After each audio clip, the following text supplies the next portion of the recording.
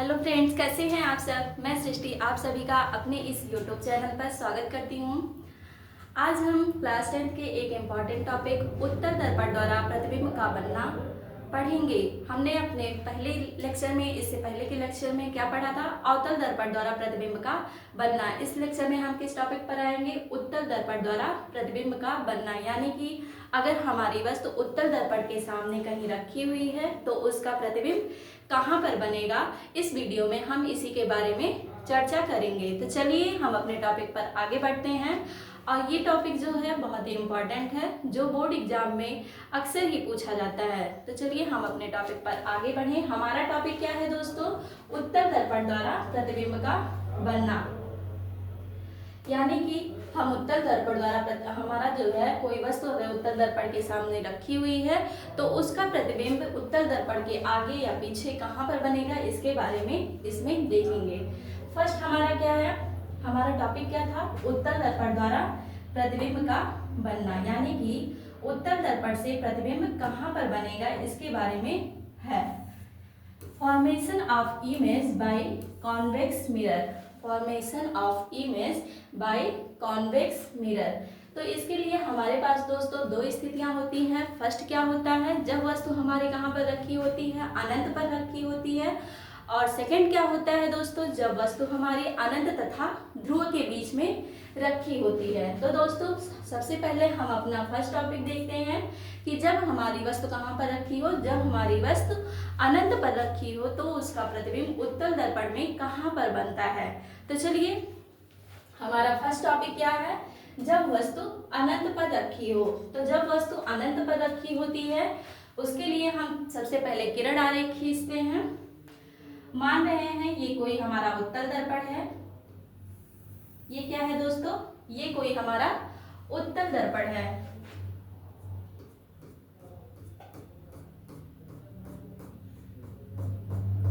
ये कोई हमारा उत्तल दर्पण M1 तथा M2 है। अब हम इसमें अपना मुख्य अक्ष सेट करेंगे। मुख्य अक्ष कहाँ से जाता है दोस्तों? जैसा कि आप लोग को पता होगा, जो हमारा मुख्य अक्ष होता है वो दर्पण के मध्य बिंदु से होकर के गुजरता है। कहाँ से होकर के गुजरता है? दर्पण के मध्य बिंदु से होकर के हमारा मुख्य अक्ष गुजरता है। ये हमारा क्या हो गया? मुख्य अक्ष सेट हो गया दोस्तों।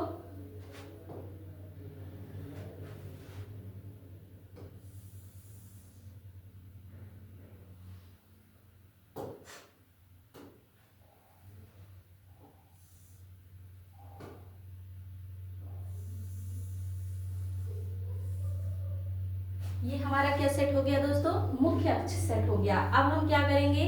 अब हम देखेंगे कि हमारी जो वस्तु कहाँ रखी है। जैसा कि आप लोगों को पहले ही बता दिया गया है, हमारी वस्तु कहाँ पर है? अनंत पर रखी हुई है। तो चलिए हम अपने वस्तु को भी ड्रॉ कर लेते हैं। मान रहे हैं ये हमारी वस्तु रखी हुई है, जो कि कहाँ पर रखी हुई है? अनंत पर। कहाँ पर रखी हुई है हमारी वस्तु? अनंत पर रखी हुई है। अब हम देखते हैं कि जो अनंत पर रखी हुई जो वस्तु होती है उससे जो चलने वाली किरणें होती हैं वो कैसी चलती हैं? समांतर चलती हैं। जैसा कि आप लोग को पहले ही हमारे पिछले वीडियो में जब हमने अवतल दर्पण के बारे में पढ़ा था तभी ही बता दिया था, जब वस्तु अनंत पर रखी होती है तो जो किरणें चलती हैं वो कैसी चलती हैं? समांतर चलती हैं। तो मान रहे हैं पहली किरण जो हमारी चल रही है O dash B O dash A, वो परावर्तन के पश्चात कहाँ से होकर के जाती है? ऐसा लगता है कि वो कहाँ से होकर के आ रही है? मुख्य फोकस से आती हुई प्रतीत होती है।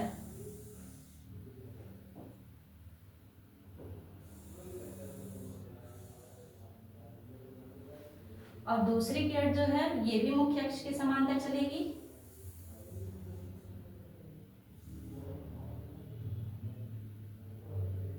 दूसरी किरण हमारी भी क्या होगी? मुख्य अक्ष के समांतर चलेगी, जो कि परावर्तन के पश्चात ऐसा लगेगा कि कहाँ से आ रही है? मुख्य फोकस से आती हुई प्रतीत हो रही है। ठीक है, चलिए अब हम जो ये परावर्तित हुई किरणें हैं इनको जब हम पीछे की ओर बढ़ाते हैं तो ये क्या होता है? ऐसा लगता है कि ये कहाँ से आ रही हैं? फोकस से आ रही हैं। ठीक है, तो चलिए हम बढ़ाते हैं इसको। ये हमारी किरण है जो परावर्तित हुई।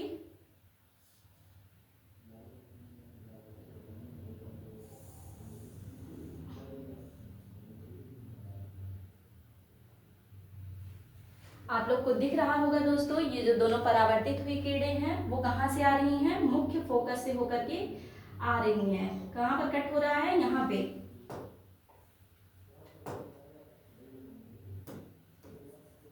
ये हमारा क्या है, मुख्य फोकस है। क्या है दोस्तों, मुख्य फोकस। और यहाँ पे हमारा क्या होगा, सी होगा। ठीक है, तो जैसा आप लोग को दिख रहा होगा दोस्तों, जो किरणें मुख्य अक्ष के समांतर चलती हैं वो परावर्तन के पश्चात कहाँ से होकर के आती हुई प्रतीत होती हैं। वो परावर्तन के पश्चात ऐसा लगता है कि वो किरणें जो है मुख्य फोकस से आती हुई प्रतीत हो रही हैं।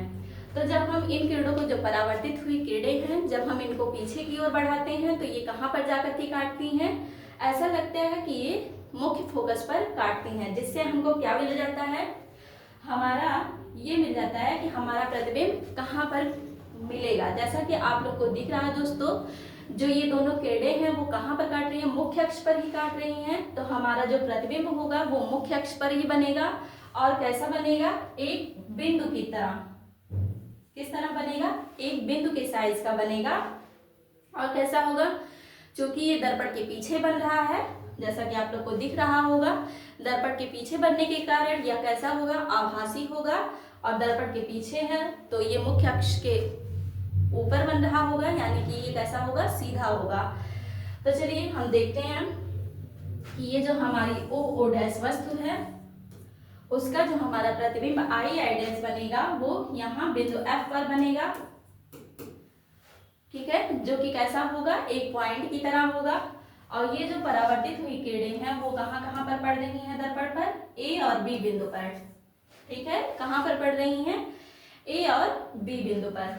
यहाँ से हमको क्या मिला, जो मुख्य अक्ष दर्पण को जहाँ से होकर के मुख्य अक्ष हमारा गुजरता है वही हमारा क्या होता है, दर्पण का ध्रुव होता है। तो दोस्तों अब हम ये देखते हैं कि हम इसको, जैसे अगर ये पूछता है कि इमेज फॉर्मेशन को हम कैसे लिखेंगे, तो इसके लिए जैसा कि आप लोग जैसे जैसे बनाए हैं ऐसे ऐसे लिख लीजिएगा। मान रहे हैं ये कोई हमारी वस्तु ओ डैश है, ठीक है, जो कि कहाँ पर रखी हुई है, अनंत पर रखी हुई है। और अनंत से जो मतलब किरणें चलती हैं वस्तु से वो कैसी होती हैं, समांतर चलती हैं, जैसा कि आप लोग को पहले ही बताया गया है। और जब ये किरणें समांतर चलती हैं तो दर्पण से परावर्तित होकर के ऐसा लगता है कि ये मुख्य फोकस से आती हुई प्रतीत हो रही है। जो परावर्तित हुई किरणें हैं उनको जब हम पीछे की ओर बढ़ाते हैं तो कहाँ से आती हुई प्रतीत होती हैं, मुख्य फोकस से आती हुई प्रतीत होती हैं। जो कि जब इन किरणों को हम पीछे की ओर बढ़ाते हैं तो ये कहाँ पर कट कर रही हैं, जैसा कि आप लोग को दिख रहा होगा, मुख्य फोकस पर कट कर रही हैं। तो हमारा जो प्रतिबिंब बनेगा वो कहाँ पर बनेगा, मुख्य फोकस पर बनेगा। और कैसा बनेगा, एक बिंदु के आकार का, यानी कि वस्तु से छोटा एक बिंदु के आकार का ही होता है। मान के चलिए एक बिंदु के आकार का होता है। और कैसा है, आभासी होगा क्योंकि दर्पण के पीछे बन रहा है। और सीधा होगा। अब हम देख लेते हैं इसमें भी इसी तरह, जैसा कि हमने आप लोग को अब बता दिया है उसी तरह से इसमें भी कहा गया है, अनंत पर स्थित वस्तु से जो चलने वाली किरणें होती हैं वो क्या होती हैं, परावर्तन के पश्चात पीछे बढ़ाने पर ऐसा होता है, ऐसा लगता है कि वो किरणें कहाँ से आती हुई प्रतीत होती हैं, मुख्य फोकस से आती हुई प्रतीत होती हैं। अतः जो वस्तु का प्रतिबिंब मुख्य फोकस पर बनता है, जो हमारा वस्तु का प्रतिबिंब कहाँ बनता है, मुख्य फोकस पर बनता है, जैसा कि आप लोगों ने फिगर में भी देखा होगा। दूसरा, अब हमको ये देखना है कि हमारी जो ये वस्तु का प्रतिबिंब बना है वो कैसा है, उसकी प्रकृति कैसी है, कहाँ पर बन रहा है, उल्टा है या सीधा है, इसके बारे में भी देख लेते हैं। तो जैसा कि हमारा जो वस्तु का प्रतिबिंब है वो कहाँ पर बना है, मुख्य फोकस पर बना है। दोनों किरणें कहाँ पर कट कर रही हैं, मुख्य फोकस पर। तो इसलिए जहां पर वो किरणें कट कर रही हैं, चूंकि ये मुख्य अक्ष पर कट कर रही हैं तो हमें लंब डालने की जरूरत है नहीं। तो जो किरण कहाँ पर कट कर रही है, मुख्य फोकस पर। तो हमारा जो प्रतिबिंब बन रहा है वो मुख्य फोकस पर कैसा बन रहा है, बिंदु के आकार का। कैसा बन रहा है, बिंदु के आकार का बन रहा है। और कैसा है, आभासी है, चूंकि दर्पण के पीछे बन रहा है तो आभासी प्रतिबिंब होता है। और कैसा है, सीधा बनता है। ठीक है, यानी कि ये मुख्य अक्ष के ऊपर रहता है, इसलिए ये कैसा बनता है, सीधा बनता है। अब हम अपने नेक्स्ट टॉपिक पर चलते हैं दोस्तों। हमारा नेक्स्ट टॉपिक क्या है? हमारा नेक्स्ट टॉपिक जो है, जब हमारा वस्तु जो है वो कहाँ पर है, दर्पण के सामने कहाँ पर रखी हुई हो, अनंत तथा ध्रुव के बीच में रखी हुई हो, तो हमारा प्रतिबिंब कहाँ पर बनेगा, इसके बारे में भी हम आगे देखते हैं। तो जो हमारे आगे का वो है, वो क्या है, जब वस्तु कहाँ पर रखी हुई हो, दर्पण के ध्रुव तथा अनंत के बीच में स्थित हो। कहाँ पर रखी हुई हो, दर्पण के ध्रुव तथा अनंत के बीच में, तब हमारा वस्तु का प्रतिबिंब कहाँ होगा। तो चलिए हम इसके लिए भी आरेख खींचते हैं अपना। आरेख क्या रहेगा, सबसे पहले हम एक दर्पण बनाएंगे। मानते हैं ये कोई क्या है, अवतल दर्पण, उत्तल दर्पण है। कौन सा दर्पण है, उत्तल दर्पण M1 और M2। M1 और M2 कोई उत्तल दर्पण है। अब हम इसका अपना मुख्य अक्ष सेट करेंगे। तो जैसा कि आप लोग को पता है होगा कि जो हमारा मुख्य अक्ष होता है वो कहाँ से होकर के जाता है, दर्पण के ध्रुव से होकर के जाता है।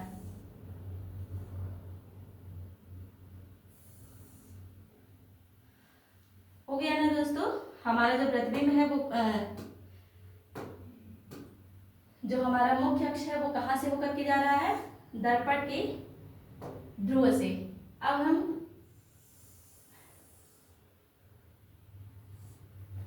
ठीक है दोस्तों, ये हमारा क्या हो गया, मुख्य अक्ष सेट हो गया। अब इससे हमको क्या मिल गया, दर्पण का ध्रुव P मिल गया। क्या मिल गया, दर्पण का ध्रुव P। ठीक है, अब हम ये देखते हैं दोस्तों कि हमारा वस्तु कहाँ पर रखा हुआ है। तो जैसा कि आप लोगों को पहले ही बता दिए हमने कि जो हमारा वस्तु रखा है वो दर्पण के ध्रुव तथा अनंत के बीच में रखा हुआ है। तो हम मान ले रहे हैं कि हमारी जो वस्तु रखी हुई है वो कहाँ पर है, यहाँ पर कहीं।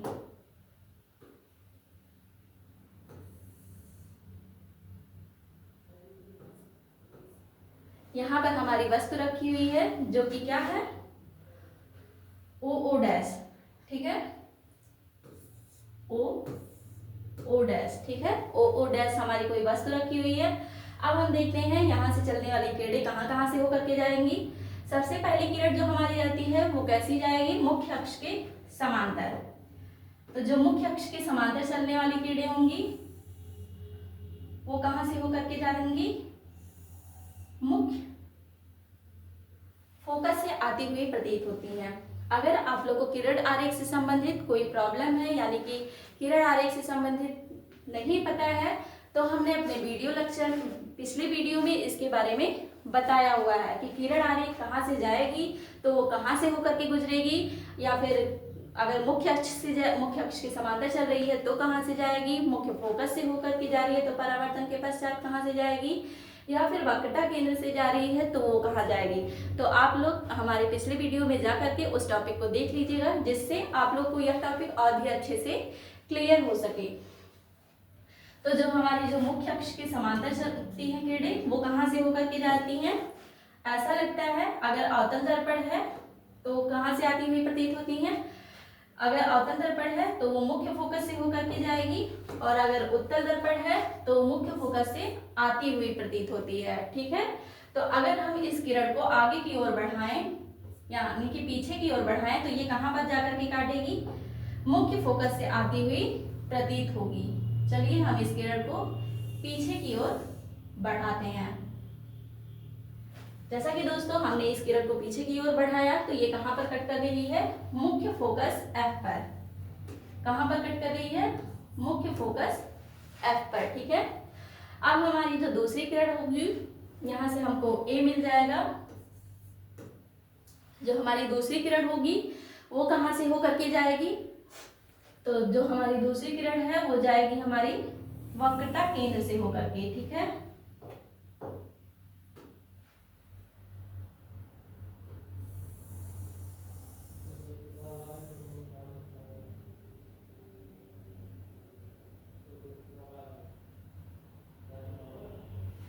दूसरी किरण हमारी कहाँ से होकर के जाएगी, वक्रता केंद्र से। अब हम इस किरण को अगर और आगे की ओर बढ़ाएं तो देखते हैं कहाँ से आ रही है,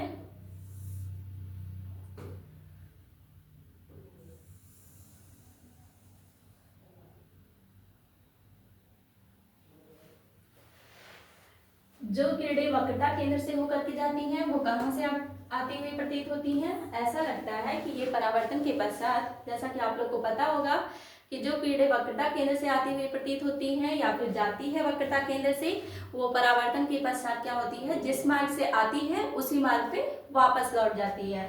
तो ये जो हमारी वक्रता केंद्र से होकर जाने वाली किरण है, ये क्या हो जाएगी, जिस मार्ग से आई है उसी मार्ग पर वापस लौट जाएगी। यहाँ से हमको बिंदु बी मिल जाएगा और जहां पर ये मुख्य अक्ष को काट रही है रेखा, वहां से हमको क्या मिल जाएगा, अपना वक्रता केंद्र सी मिल जाएगा। ठीक है, अब हम लोग देखते हैं दोस्तों कि ये जो दोनों परावर्तित हुई किरणें हैं, उनको जब हम पीछे की ओर बढ़ाए हैं तो वो कहाँ पर कट कर रही हैं, मुख्य फोकस तथा ध्रुव के बीच में। और कैसी रहेगी, अब हम जो ये कट कर रहे हैं पॉइंट, यहाँ से हमको क्या मिलेगा, आई डैश मिलेगा। ठीक है, यहां से हमको आई मिलेगा, क्या मिल गया, वहां से हमको आई मिल गया। अब हम वहां से जब जहां पे किरणें कट कर रही हैं वहां से क्या करेंगे, मुख्य अक्ष पर एक लंबवत रेखा डालेंगे।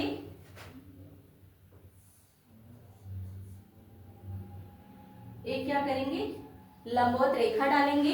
जो ये लंबवत रेखा है वो कैसा है, आभासी होगा। ठीक है, वो कैसा होगा, आभासी होगा।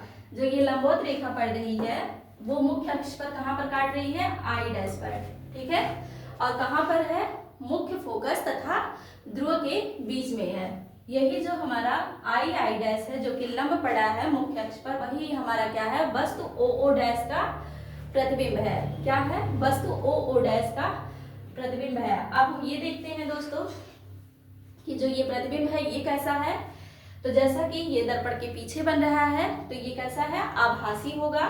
और कहां पर बन रहा है, दर्पण के ध्रुव तथा मुख्य फोकस के बीच में। कैसा है, देखने में आप लोग को भी दिख रहा होगा, ये इसको देखने में कैसा लग रहा है, यह सीधा है। और कैसा है, वस्तु से छोटा है। जैसा कि आप लोग को दिख रहा होगा, वस्तु हमारी इतनी बड़ी है और प्रतिबिंब उससे बहुत छोटा है। ठीक है, अब हम ये देखते हैं दोस्तों कि मतलब जो ये किरण आरेख हमने खींचा है इसको हम कैसे लिखेंगे, कि कैसे कैसे किरणें गई हैं, कैसे कैसे कहाँ से परावर्तित हुई है, कहाँ पर आकर मिली है, इसके बारे में भी देख लेते हैं। तो जैसा कि आप लोग को पता है, ये हमारी वस्तु जो है ओ डैश वो कहाँ पर रखी हुई है, ओ डैश कोई वस्तु उत्तर दर्पण के ध्रुव तथा अनंत के बीच स्थित है। कहाँ पर रखी हुई है, उत्तर दर्पण के ध्रुव तथा अनंत के बीच स्थित है। अब हम देखते हैं ओ डैश से मुख्य अक्ष के समांतर चलने वाली जो किरण है, ओ डैश से मुख्य अक्ष के जो समांतर चलने वाली किरण है,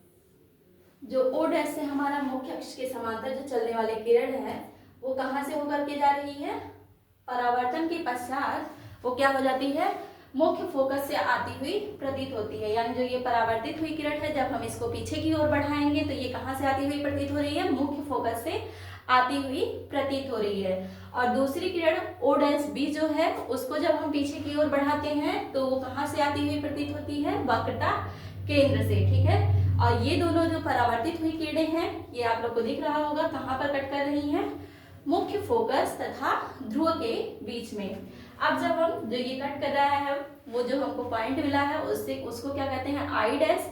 वहां से हम मुख्य अक्ष पर एक लंबवत रेखा खींचेंगे तो उससे हमको क्या मिलेगा, आई डैश हमको मिल जाएगा। ठीक है, आई डैश जो होता है हमारा क्या होता है, वस्तु ओ डैश का पूर्ण प्रतिबिंब होता है। अब हम ये देखते हैं दोस्तों, ऐसा ही यहाँ भी लिखा गया है, समांतर चलने वाली किरण ओ डैश ए दर्पण से परावर्तन के पश्चात क्या हो जाती है, मुख्य फोकस से आती हुई प्रतीत होती है। तथा जो दूसरी किरण है ओ डैश बी वो दर्पण पर कैसी पड़ती है, अभिलंबवत पड़ती है। जो किरणें दर्पण पर अभिलंबवत पड़ती हैं वो परावर्तन के पश्चात क्या हो जाती हैं, जिस मार्ग से आई हैं उसी मार्ग पे वापस लौट जाएंगी। ठीक है, और दूसरा हमारा आगे चलिए जो परावर्तित होकर के उसी मार्ग पर वापस लौट जाती है। ये दोनों जो परावर्तित हुई किरणें हैं आई डैश से आती हुई प्रतीत होती हैं। कहाँ से आती हुई प्रतीत होती हैं? आई डैश से। बिंदु आई डैश से हम लंब आई डैश कहाँ पर खींचते हैं? मुख्य अक्ष पर खींचते हैं, जिससे हमें वस्तु ओ डैश का प्रतिबिंब प्राप्त हो जाता है आई डैश। ठीक है, अब हम ये देखते हैं कि इसकी प्रकृति का क्या होती है, कहाँ पर बनता है। तो वस्तु का प्रतिबिंब ध्रुव और फोकस के बीच बनता है। कहाँ पर बन रहा है? ध्रुव तथा फोकस के बीच में। और क्या है? तथा यह आभासी है। जैसा कि आप लोग को दिख रहा होगा, यह कैसा है? आभासी है, क्योंकि ये दर्पण के पीछे बन रहा है। और कैसा है? देखने में सीधा है, मुख्य अक्ष के ऊपर है तो कैसा है? सीधा है। और वस्तु से छोटा है, यानी वस्तु हमारा बड़ा है कंपेयर टू प्रतिबिंब के, यानी कि जो हमारी प्रतिबिंब है वो आकार में वस्तु से छोटी होगी। ठीक है, आशा करती हूँ कि आप लोग को हमारा यह टॉपिक समझ में आया होगा। अगर दोस्तों आप लोग को हमारा यह टॉपिक समझ में आया है तो आप इस वीडियो को लाइक करिए और अपने अन्य दोस्तों के साथ शेयर करिए, जिससे इसका लाभ और भी लोग ले सकें। और हमारे चैनल को सब्सक्राइब करिए। थैंक्स।